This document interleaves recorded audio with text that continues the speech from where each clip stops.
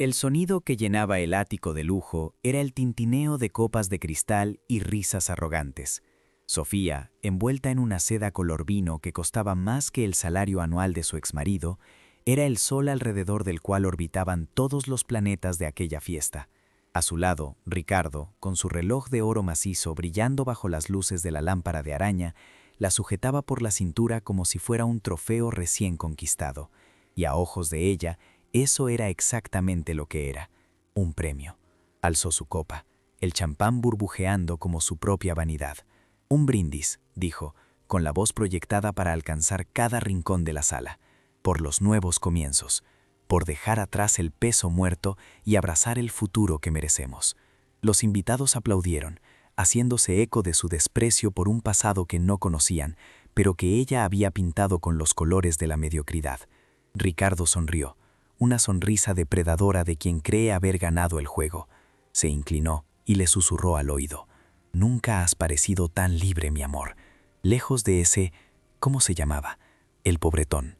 Sofía soltó una carcajada, un sonido cristalino y hueco, sin sospechar que aquel era el último eco de su vida de opulencia, pues en ese preciso instante las puertas del ascensor privado se abrieron y de él salió Javier.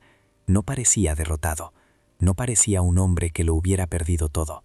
Al contrario, había una calma peligrosa en su mirada, una postura erguida que nunca antes había tenido.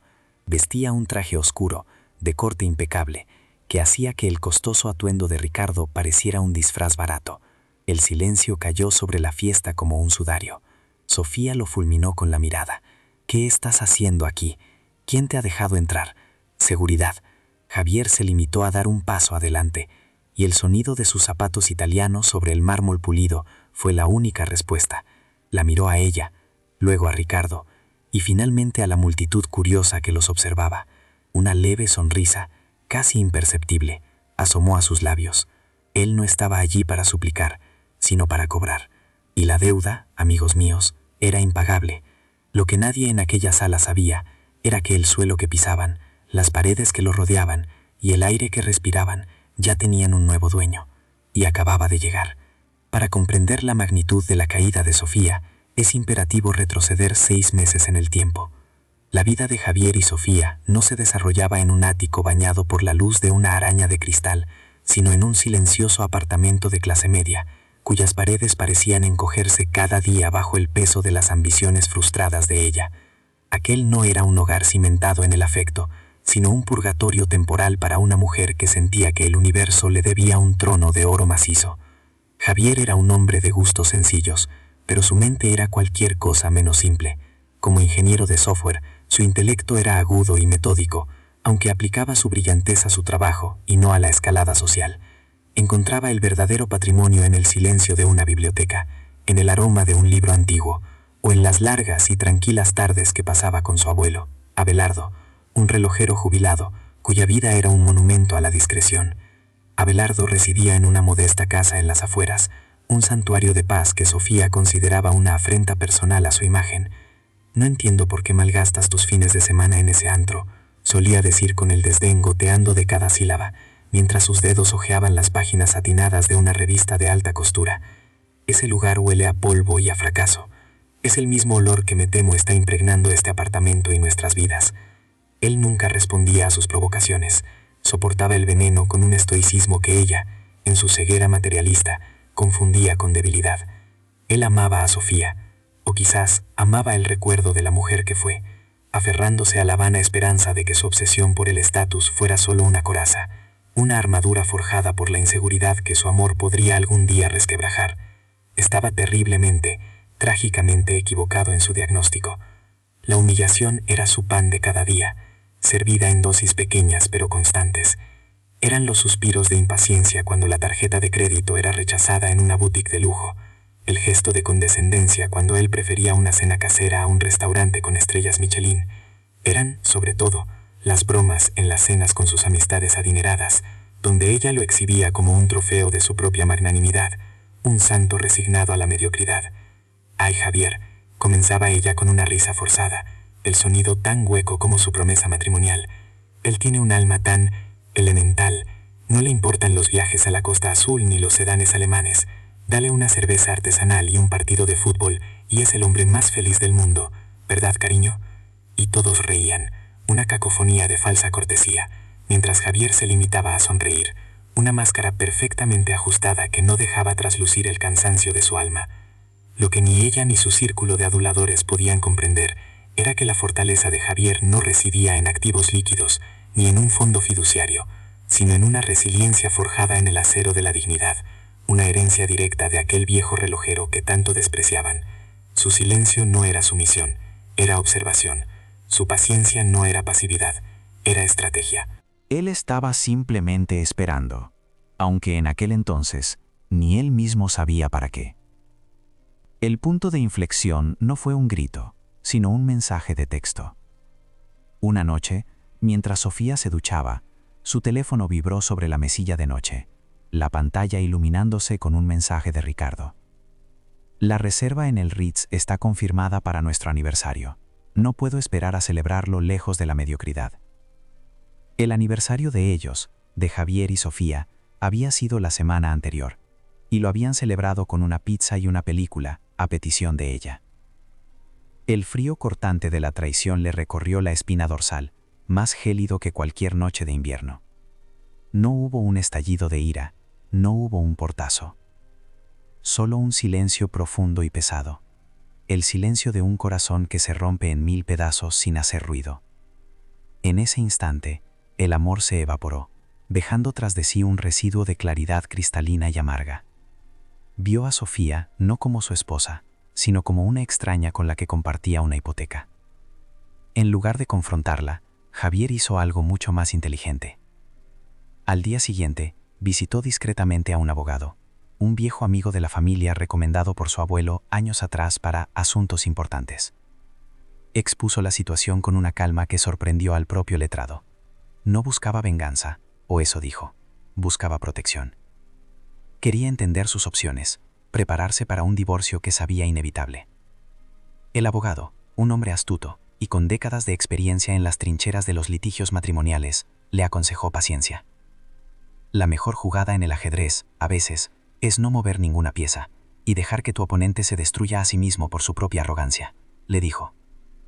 Y así, Javier comenzó a jugar una partida de ajedrez en la que su oponente ni siquiera sabía que estaba participando.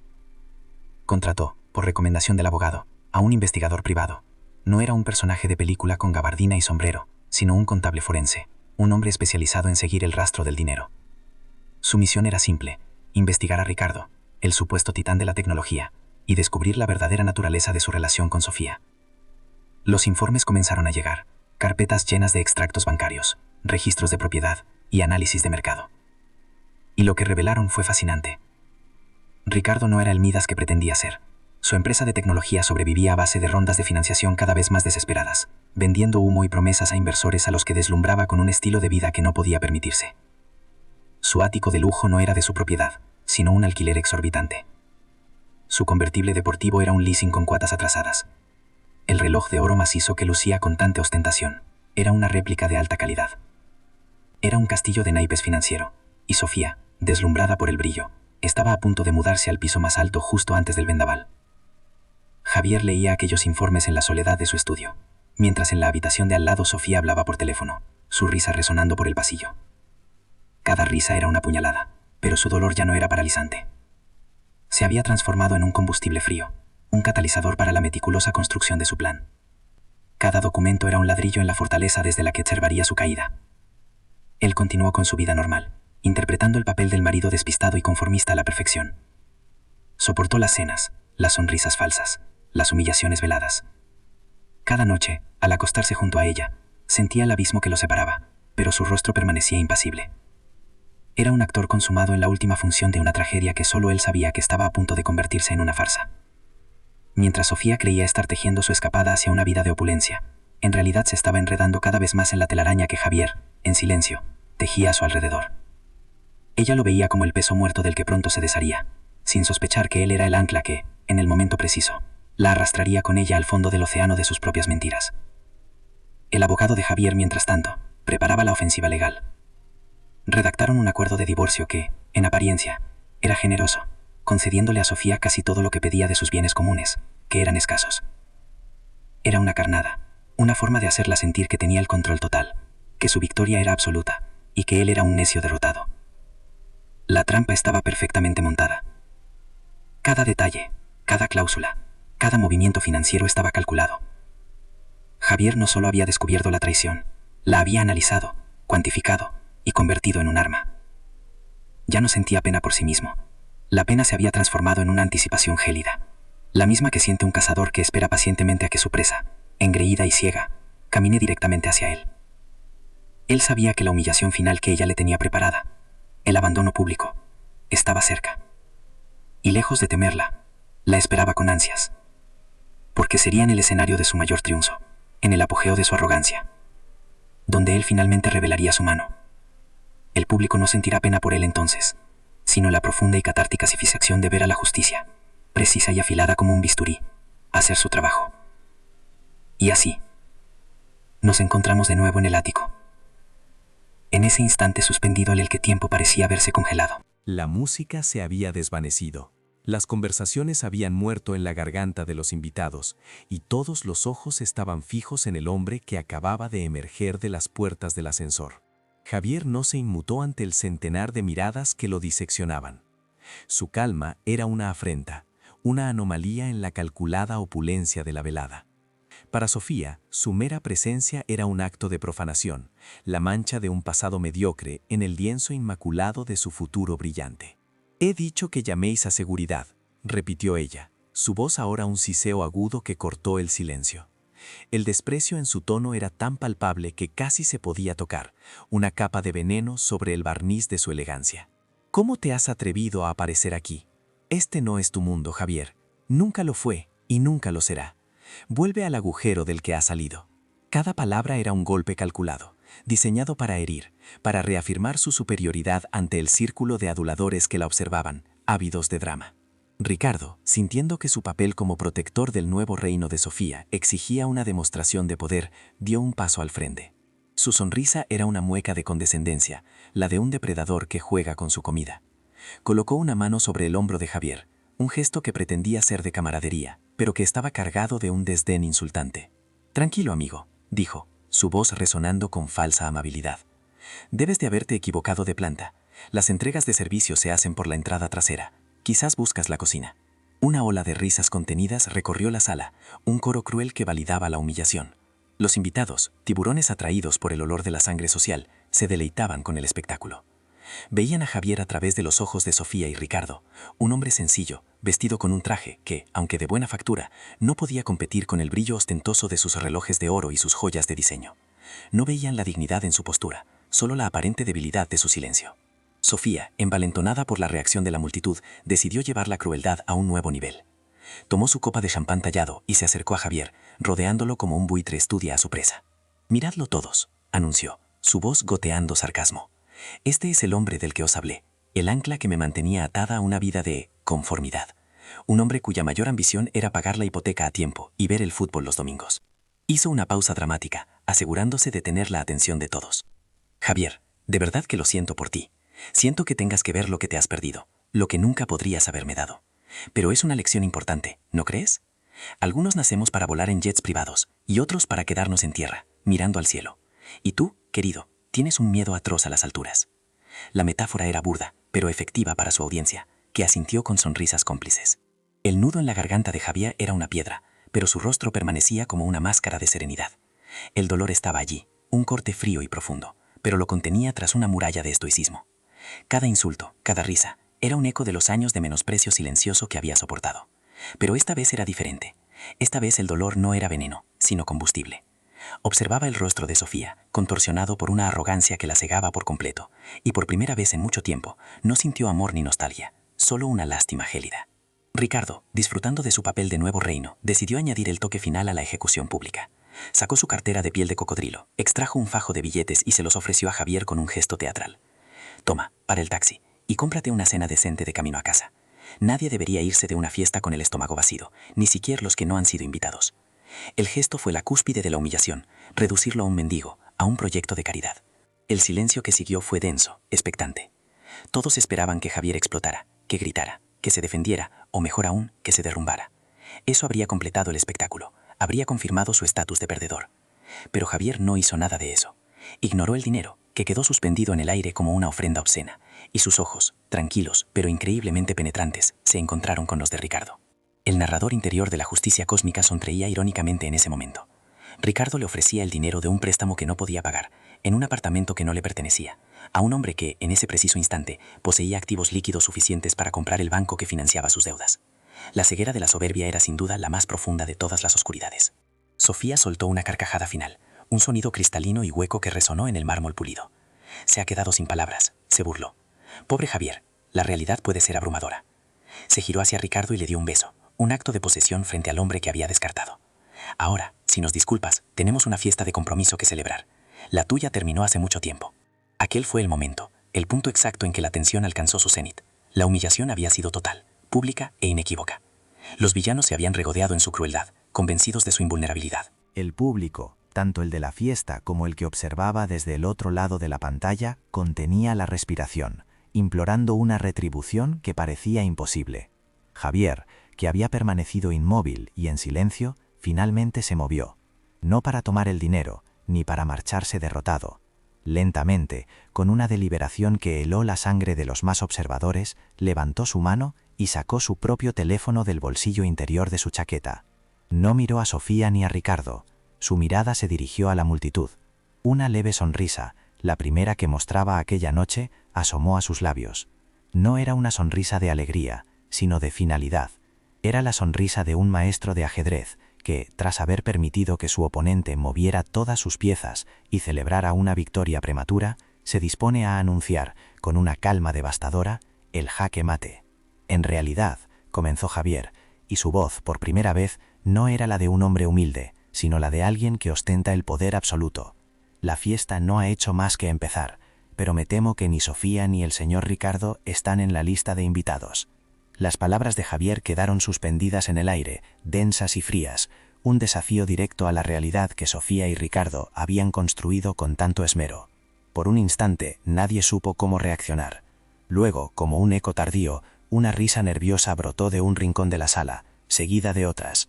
La idea era tan absurda, tan fuera de lugar, que solo podía interpretarse como el delirio de un hombre humillado, un último y patético intento de salvar la poca dignidad que le quedaba.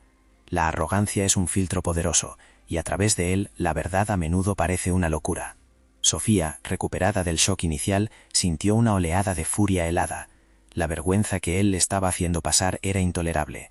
Su rostro, antes un lienzo de superioridad radiante, se contrajo en una máscara de desprecio.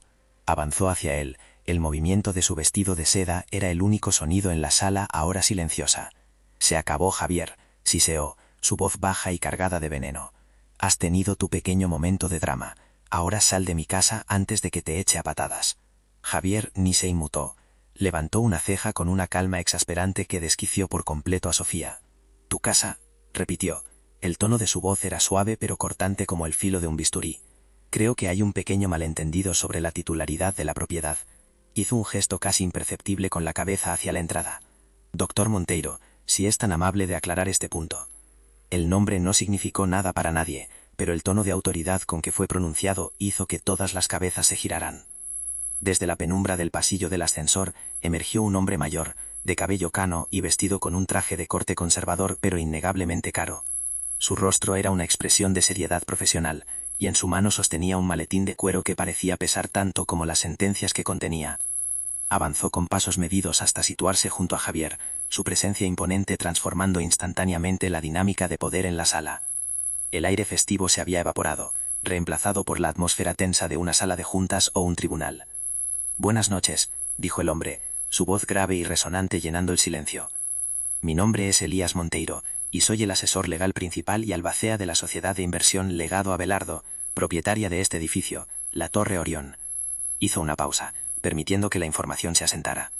Luego, sacó una carpeta del maletín y la abrió con una precisión metódica. «Estoy aquí para ejecutar una orden de desahucio inmediata contra el inquilino del ático, el señor Ricardo Almeida, por el impago de los últimos 3 meses de alquiler». Si el silencio anterior había sido denso, el que siguió fue absoluto, un vacío sonoro donde solo se oía el zumbido distante de la ciudad. La sonrisa de Ricardo se congeló en su rostro, una mueca grotesca que se deshizo lentamente, como cera derritiéndose. El color abandonó sus mejillas, dejándolas con la palidez del mármol que pisaba. Eso es ridículo, balbuceó. Su voz, antes tan segura y dominante, ahora era un hilo tembloroso. Tengo un contrato de arrendamiento. Esto es un error. No hay ningún error, señor Almeida, replicó el doctor Monteiro con una frialdad implacable, extendiéndole los documentos.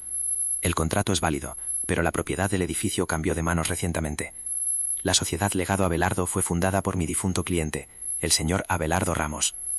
El abogado hizo una pausa dramática, girando su mirada hacia Javier. Y su único heredero y actual presidente del consejo es su nieto, el señor Javier Ramos.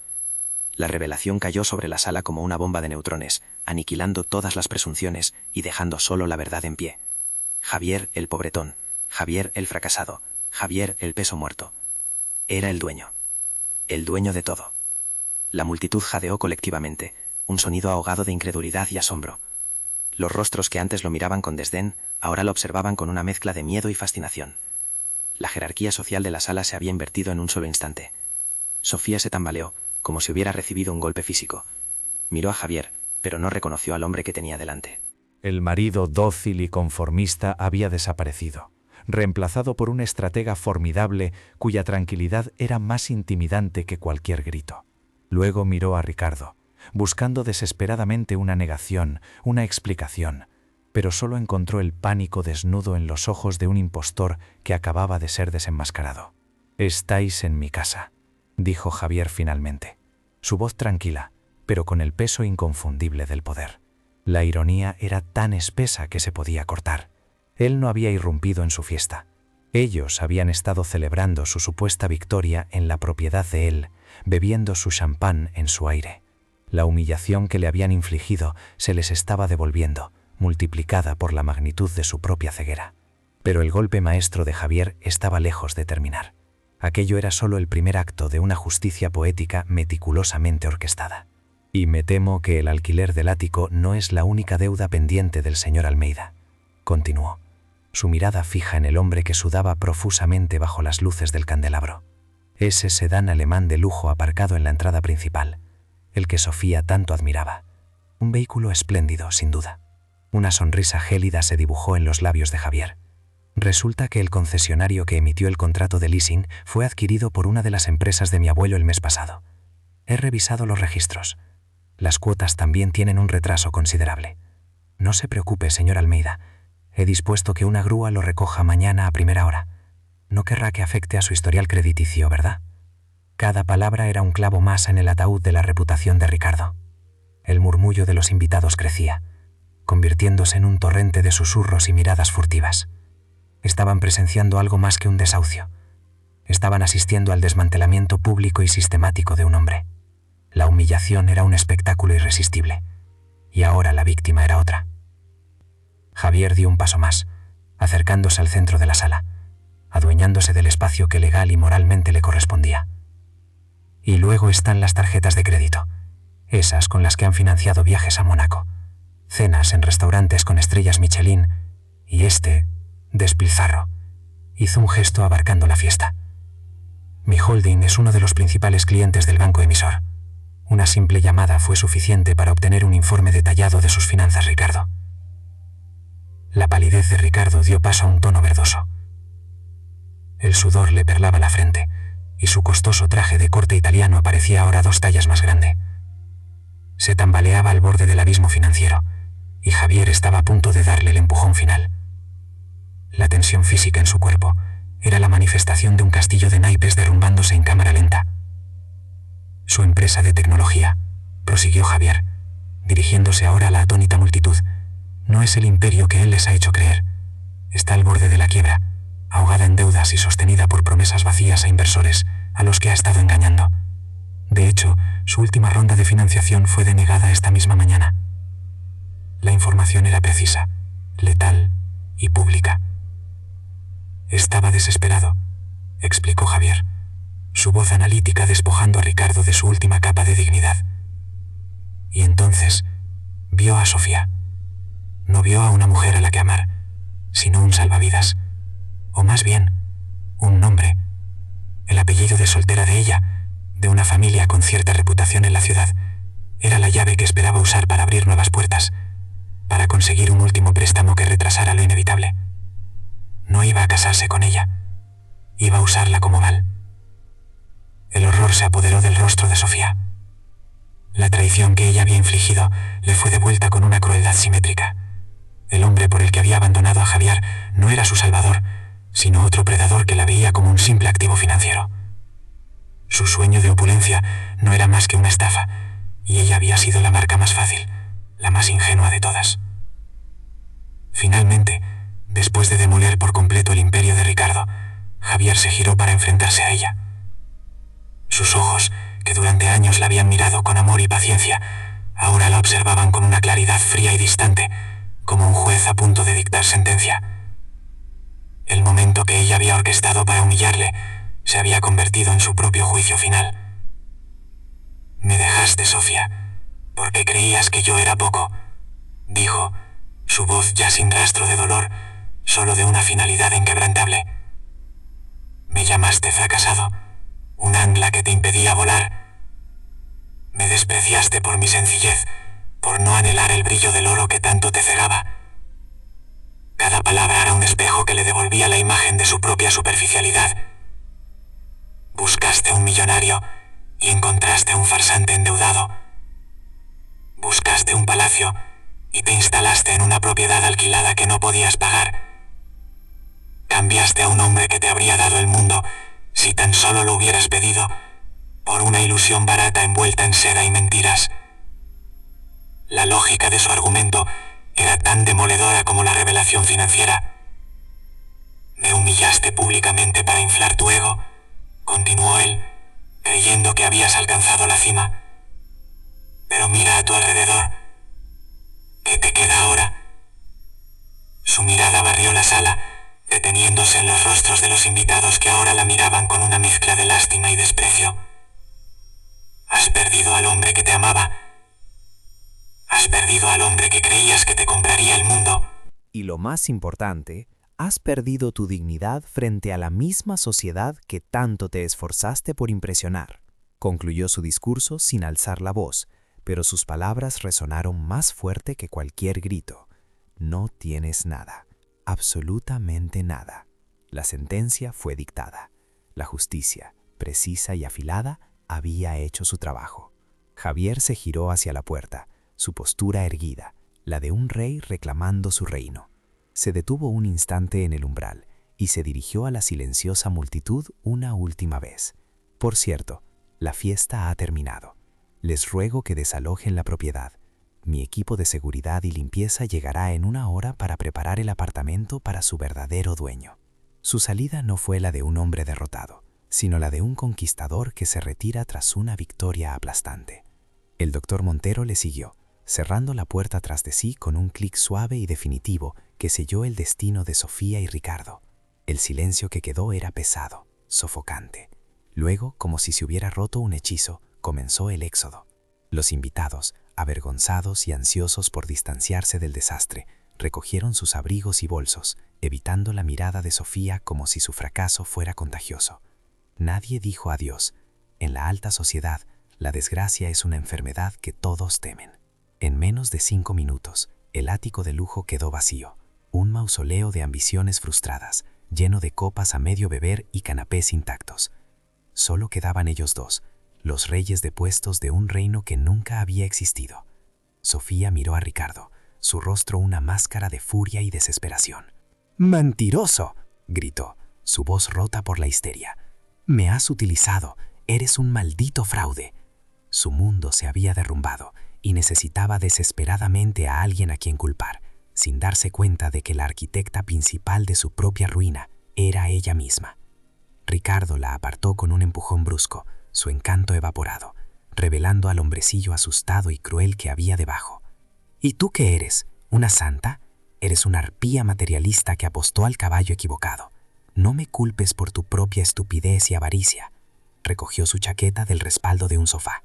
La miró una última vez, con los ojos llenos de un desprecio que igualaba al que ella le había mostrado a Javier. «Disfruta de tu vuelta a la mediocridad, es donde perteneces». Y con esas palabras se marchó, dejándola sola en medio del salón opulento, que ya no era suyo, con el eco de sus risas arrogantes resonando como un epitafio en las paredes de mármol. Sofía permaneció inmóvil en el centro del ático, un monumento de seda color vino en medio de un cementerio de sueños rotos.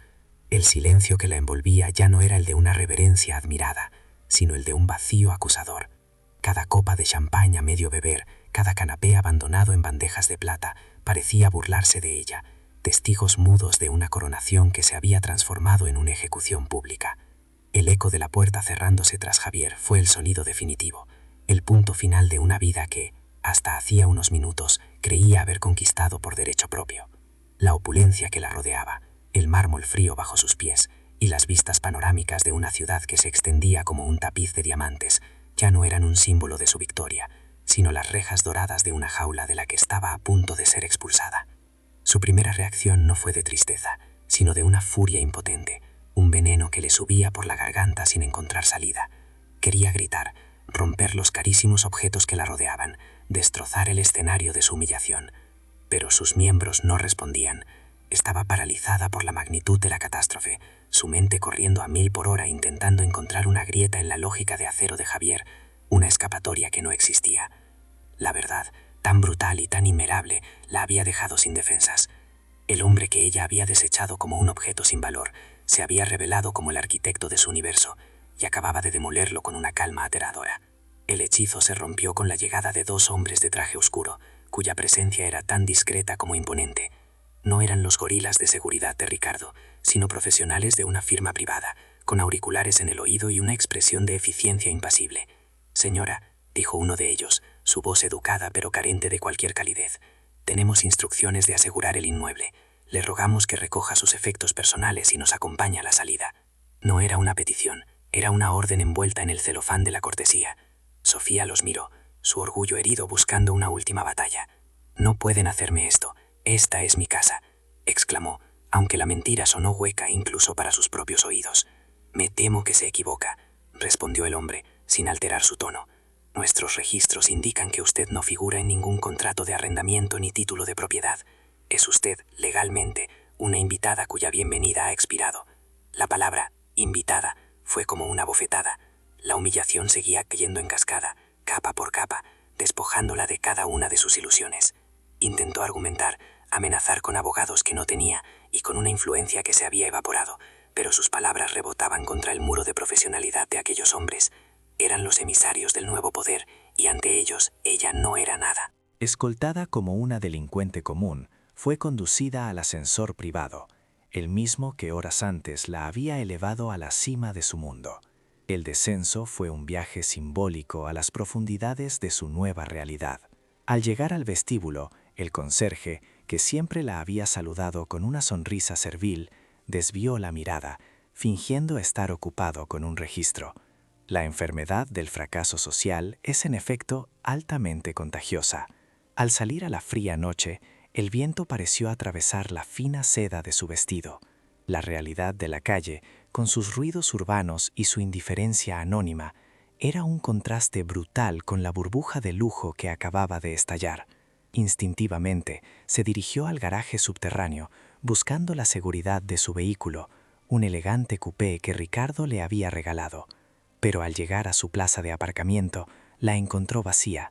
A lo lejos, vio como una grúa terminaba de enganchar el convertible deportivo de Ricardo, sus luces intermitentes parpadeando como una despedida burlona. Un operario con un mono grasiento se le acercó y le entregó un papel. «¿La señora Sofía?», preguntó sin mirarle a la cara. «El vehículo ha sido recuperado por impago del leasing. Aquí tiene la notificación». Su propio coche, descubrió al leer la letra pequeña, había sido parte de un paquete financiero vinculado a las cuentas congeladas de Ricardo. Era un daño colateral de la ruina de otro. Varada en la acera, con el vestido de gala manchándose con el polvo de la ciudad, sacó su teléfono móvil, su último vínculo con el mundo que había perdido. Intentó llamar a un servicio de transporte de lujo, pero al introducir los datos de su tarjeta de crédito principal, un mensaje rojo y cruel apareció en la pantalla. «Transacción denegada». Probó con otra tarjeta, la de débito. «Fondos insuficientes». Una notificación de su banco apareció un instante después, un epitafio digital para su vida financiera. Su cuenta ha sido bloqueada preventivamente debido a una investigación sobre actividades fraudulentas vinculadas a un titular asociado. Javier no solo le había quitado el techo, le había cortado las piernas. El pánico, frío y afilado, finalmente se abrió paso a través de la coraza de su ira. Empezó a llamar a su círculo de amistades, a las mujeres y hombres que habían aplaudido su brindis por los nuevos comienzos. La primera llamada fue directamente al buzón de voz. La segunda fue atendida por una amiga que, tras escuchar su voz quebrada, murmuró una excusa sobre una mala conexión y colgó. La tercera persona fue más directa. Sofía, lo siento mucho, he oído lo que ha pasado. Es un escándalo terrible. De verdad, no puedo verme involucrada. Las líneas telefónicas se enfriaron una a una. Cada clic de una llamada terminada era una puerta más que se cerraba en su cara. La sociedad que tanto valoraba, el ecosistema de estatus y apariencias por lo que había sacrificado todo, la estaba expulsando de su cuerpo como a un virus. Su valor social había estado directamente vinculado a su patrimonio percibido, y ahora que éste se había revelado como una farsa, ella era un pasivo, una mancha de la que todos querían distanciarse. La soledad que sintió en esa acera fue más profunda y desoladora que cualquier pobreza material. Estaba completamente sola, una reina exiliada sin reino, sin súbditos y sin siquiera una moneda para pagar el peaje del olvido. A la mañana siguiente, la aniquilación se completó. Los titulares de la prensa económica y de las columnas de sociedad gritaban la noticia.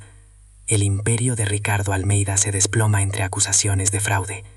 El artículo no solo detallaba la quiebra de su empresa y sus deudas millonarias, sino que también la mencionaba a ella por su nombre, describiéndola como la ambiciosa prometida y cómplice social en su elaborado engaño para atraer inversores. Su nombre de soltera, aquel que Ricardo había querido usar como aval, ahora estaba manchado para siempre, asociado a un escándalo de avaricia y engaño. En un último acto de desesperación, tomó un autobús, pagando el billete con las pocas monedas que encontró en el fondo de su bolso de diseño, y se dirigió a las oficinas de Ricardo. Quizás podría encontrarlo, exigirle una explicación, una parte de lo que fuera que él hubiera escondido. Pero al llegar al imponente edificio de cristal, el guardia de seguridad de la entrada le bloqueó el paso. «Lo siento, señora, no puede entrar. Tengo que ver a Ricardo Almeida», gritó ella, su voz al borde de la histeria. El guardia la miró con una mezcla de lástima y hastío. «El señor Almeida ya no trabaja aquí, y tengo órdenes específicas de no dejarla pasar». Su última vía de escape, la última hebra de esperanza a la que se aferraba, se desvaneció. Era oficialmente una persona non grata. Su poder de intimidación, su estatus, su nombre, todo se había reducido a cenizas. No le quedaba nada más que la humillación pública y la cruda realidad de su fracaso absoluto. El universo no le había arrebatado sus sueños, simplemente le había presentado la factura de sus elecciones, y el precio era impagable. Finalmente, sin otro lugar a donde ir, caminó las últimas calles hasta la casa de sus padres, el modesto chalet adosado que siempre había considerado el epítome de la mediocridad que juró dejar atrás. Cada paso era una tortura, una rendición incondicional. Se detuvo frente a la puerta principal, la misma puerta de la que había salido años atrás, con la promesa de no volver jamás si no era en un sedán alemán de lujo. Alzó la mano, temblorosa, y tocó el timbre. Cuando su madre abrió la puerta, su rostro reflejando una mezcla de sorpresa, pena y una resignación que decía, «Te lo advertí», Sofía se derrumbó. La caída había terminado. Había llegado al fondo. Habían pasado 3 meses. 3 meses que para Javier habían sido una era de reconstrucción silenciosa, y para Sofía, una caída libre en un abismo sin fondo. El otoño había llegado a la ciudad, pintando los árboles del bulevar con tonos de oro y melancolía. Era en este bulevar, frente a un edificio de fachada clásica y discreta elegancia, donde el destino había decidido escribir el epílogo de su historia. Una placa de latón pulido junto a la puerta de roble rezaba: Fundación Abelardo. Era un lugar que respiraba propósito y serenidad, un mundo aparte del ruido y la vanidad que Sofía una vez habitó. Ella esperaba al otro lado de la calle, una figura encogida dentro de un abrigo que había visto días mejores, su rostro pálido y demacrado por la ansiedad y la falta de sueño. Era una extraña en la acera de una vida que podría haber sido suya. Justo cuando el sol del mediodía se filtraba entre las nubes, la puerta de la fundación se abrió y apareció Javier. No vestía un traje de poder, sino un abrigo de cachemira de corte impecable sobre un jersey de cuello alto. Una elegancia que no gritaba, sino que susurraba confianza. Hablaba por su teléfono, su voz era tranquila pero firme, discutiendo los detalles de una nueva beca para estudiantes de ingeniería sin recursos. Al colgar, sus ojos recorrieron la calle y se posaron en ella. No hubo sobresalto, ni ira, ni siquiera sorpresa. Solo un breve instante de reconocimiento. La misma expresión que uno tiene al encontrar una vieja fotografía de una persona que apenas recuerda. Aquella indiferencia fue, para Sofía, más dolorosa que cualquier manifestación de odio. Con el corazón martillándole en el pecho, cruzó la calle, esquivando el tráfico con una torpeza que delataba su nerviosismo. Cada paso hacia él era una rendición, una admisión de la catástrofe que era su vida. Cuando finalmente se detuvo frente a él, el espacio entre ellos estaba cargado con el peso de todo lo que se había roto. La dinámica de poder se había invertido de una forma tan absoluta que resultaba casi grotesca. Él era la montaña, sereno e inamovible. Ella era la hoja seca arrastrada por el viento a sus pies.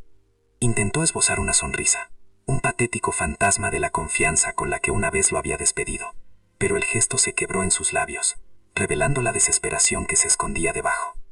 Javier, su voz salió como un susurro ronco, una sombra del tono cristalino con el que había brindado por su propia ruina. Él la observaba en silencio. Sus ojos tranquilos no ofrecían ni condena ni consuelo, simplemente una atención distante, como la de un médico que evalúa un caso clínico sin implicación emocional. Aquel silencio la desarmó, obligándola a llenar el vacío con la única moneda que le quedaba, una confesión calculada. «He sido una tonta», comenzó, las palabras atropellándose en su prisa por construir una narrativa en la que ella era la víctima. «Ricardo me engañó, me utilizó, me deslumbró con sus mentiras, con un mundo que no era real. Yo no sabía, no tenía ni idea de la clase de hombre que era». El narrador omnisciente, desde su atalaya moral, no pudo evitar sonreír ante la ironía.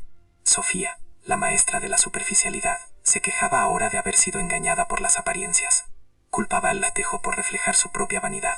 Javier, sin embargo, permaneció impasible, permitiéndole tejer su telaraña de excusas sin interrumpirla. Envalentonada por su aparente pasividad, que ella confundió con una posible clemencia, Sofía dio un paso más, acortando la distancia física en un intento desesperado por reconstruir un puente emocional que había sido dinamitado por sus propias manos. «Recuerdo los viejos tiempos, Javi», dijo, usando el diminutivo como un ladrón que intenta forzar una cerradura oxidada. «Recuerdo cuando éramos solo nosotros, éramos felices, a nuestra manera. Fui yo quien lo estropeó todo. No supe valorar lo que tenía». Su discurso era un compendio de clichés extraídos de un manual de arrepentimiento de última hora, pero en sus ojos no había rastro de una verdadera epifanía, solo el pánico de una jugadora que ha perdido su última ficha. Estiró una mano temblorosa para tocar su brazo, un gesto que en el pasado habría sido de posesión y que ahora era de súplica. Él no se apartó, pero la calidez de su abrigo de cachemira parecía repeler el frío de sus dedos. Su quietud era una barrera más infranqueable que cualquier muro de piedra. Creyendo que aún podía haber una grieta en su armadura, se atrevió a pronunciar la frase final de su patética obra de teatro. «He aprendido la lección. El dinero, el estatus, nada de eso importa. Lo que importa es el amor, lo que teníamos. Podríamos intentarlo de nuevo». Fue entonces cuando Javier finalmente habló. Su voz no contenía ni una pizca de la emoción que ella esperaba. No había ira, ni dolor, ni triunfo, solo una claridad gélida y definitiva, la voz de un juez dictando una sentencia irrevocable. «Te equivocas, Sofía», dijo con una calma devastadora. «No hemos aprendido la misma lección». Hizo una pausa, dejando que esas palabras resonaran en el aire frío del otoño. La miró directamente a los ojos, y por primera vez ella vio la profundidad del abismo que los separaba, un abismo que no estaba hecho de dinero, sino de carácter. «Tú no has aprendido que el dinero no importa», continuó él, cada palabra escogida con la precisión de un cirujano.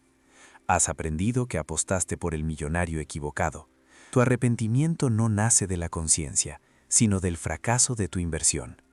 Estás aquí, frente a mí, no porque me eches de menos, sino porque mi patrimonio neto ahora sí cumple con tus requisitos mínimos».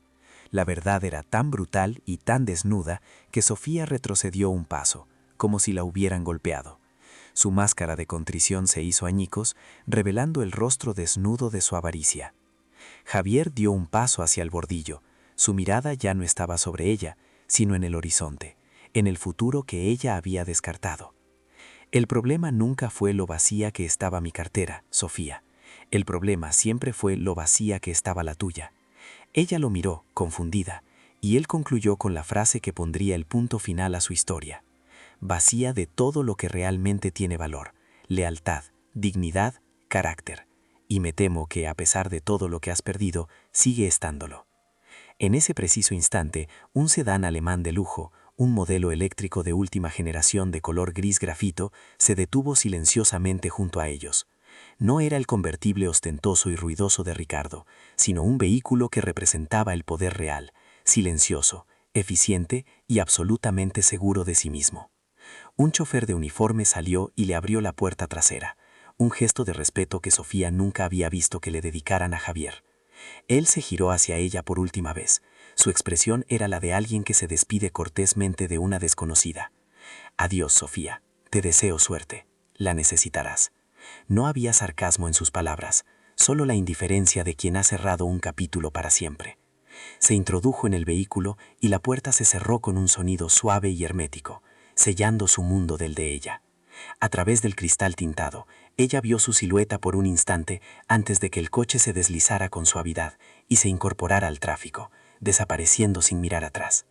Se había ido, no como un hombre que escapaba de su pasado, sino como uno que avanzaba tranquilamente hacia su futuro. Sofía se quedó sola en la acera, inmóvil, mientras el viento de otoño arremolinaba hojas secas a sus pies. El frío que sentía no era por el clima, era el frío de la irrelevancia. Estaba en la cuneta metafórica de la vida, observando cómo se alejaba el único billete de lotería que había tenido y que, en su ceguera, había confundido con un trozo de papel sin valor. La mejor venganza, se dio cuenta demasiado tarde, no era el odio, sino el olvido. Y para Javier, ella ya era menos que un recuerdo. Era nada. La salida de Javier fue seguida por un silencio mortal, que pronto fue roto por el sonido de personas recogiendo sus bolsos y abrigos, ansiosas por abandonar un barco que se hundía. Las miradas que antes eran de admiración para Sofía, ahora eran de lástima y escarnio. En cuestión de minutos, el ático quedó vacío, excepto por ella y Ricardo. «Me has mentido», gritó ella, con la voz estridente de la desesperación. «Eres un fracasado». Ricardo la apartó. «Y tú, eres una idiota interesada que apostó por el caballo equivocado. No me culpes por tus errores». Cogió su abrigo y se marchó, dejándola sola en medio de la opulenta sala que ya no era suya, rodeada de copas de champaña medio beber y el olor a fracaso. La caída de Sofía fue brutal y pública. Las noticias se extendieron como la pólvora. Perdió su estatus, sus amigos y su identidad. Sin el escudo del dinero de Ricardo, era solo una mujer de mediana edad, sin carrera, sin patrimonio y con una reputación destruida. Tuvo que volver a vivir con sus padres, en una habitación que no había cambiado desde su adolescencia, un recordatorio constante de lo bajo que había caído. La humillación que infligió a Javier le fue devuelta, multiplicada por 1000. Aprendió de la manera más dura que cuando se construye una vida sobre las arenas movedizas de la codicia, basta una sola ola de la verdad para arrastrarlo todo. Y Javier, ¿qué fue de él? No se convirtió en aquello que despreciaba. No compró yates ni mansiones ostentosas. Honró la memoria de su abuelo. Vendió el ático y utilizó los fondos para crear la Fundación Abelardo, una organización que ofrece becas de estudio a jóvenes talentos de la tecnología y la ingeniería, jóvenes como él, que tenían el cerebro, pero no los medios económicos. Continuó viviendo en la sencilla casa de su abuelo, que reformó con buen gusto pero sin ostentación. Encontró la paz en el trabajo que amaba y en la filantropía que daba sentido a su fortuna. La verdadera lección de esta historia no es sobre el dinero, sino sobre el valor. Sofía creía que el valor de una persona se medía por el brillo de su reloj o la marca de su coche. Descartó a Javier porque, a sus ojos, su valor de mercado era cero. Lo que no entendió es que el verdadero patrimonio no se encuentra en activos líquidos ni en un fondo fiduciario. Reside en el carácter, en la lealtad y en la dignidad. Estas son las únicas divisas que no se devalúan con las crisis del mercado, ni pueden ser embargadas por un tribunal. Son la auténtica fortuna de un ser humano. Ella aprendió de la manera más difícil que la arrogancia es un préstamo a corto plazo con intereses impagables. Su castigo no fue la pobreza, sino la exposición pública de su vacío interior. Fue despojada de lo único que realmente le importaba, la admiración de los demás, la validación de una sociedad a la que desesperadamente quería pertenecer. El universo no la castigó quitándole el dinero que nunca tuvo, sino mostrándole a todo el mundo que su alma estaba en bancarrota desde el principio. Javier, por otro lado, demostró que la mayor fortaleza a menudo se cultiva en el silencio y la humildad. Su estoicismo no era debilidad, sino una estrategia. Su paciencia no era pasividad, sino la calma de un cazador que conoce el valor de esperar el momento preciso. No buscó una venganza ruidosa y destructiva, sino una justicia poética, una que no solo le devolviera lo que era suyo, sino que también enseñara una lección inolvidable sobre las consecuencias de subestimar el corazón de una persona buena. La historia de Javier y Sofía es un poderoso recordatorio. Es una lección sobre el valor, el carácter y las consecuencias de nuestras elecciones. Enseña que juzgar a alguien por su apariencia o por sus bienes materiales es el mayor de los autoengaños, porque a veces el hombre que parece no tener nada puede en realidad estar sujetando el billete de lotería premiado, y ese premio no es solo dinero, es la fuerza silenciosa de la integridad, una fortuna que nunca puede perderse ni ser robada. ¿Y tú? ¿Qué harías si descubrieras una traición así? ¿Tendrías la sangre fría para esperar el momento justo de la justicia? Deja tu opinión en los comentarios, porque los leemos todos. Si te ha gustado ver cómo se hacía justicia, suscríbete al canal y activa la campanita para no perderte la próxima historia de giro inesperado que ya está en pantalla.